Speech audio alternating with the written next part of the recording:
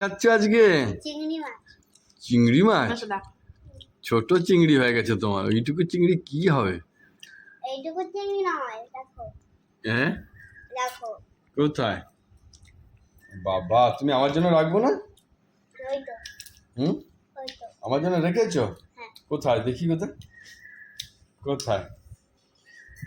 ও, আমার খাবার এখন তুমি রেখে দিয়েছো রেডি করে? ঠিক আছে। আমারটা একটু বড়। তোমারটা একটু বড়? কেন? আমি তো বড়, আমার তো বড় হবে। তোমারটা বড় কেন? মা দিয়েছে আমাকে। হ্যাঁ, মা দিয়েছে আমাকে। মা দিয়েছে।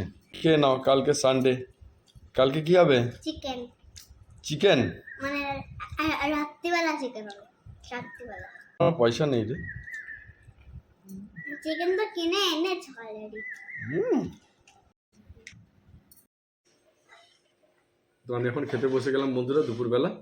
আর এই সজনেটা কিন্তু খেতে আমার খুব ভালো লাগে।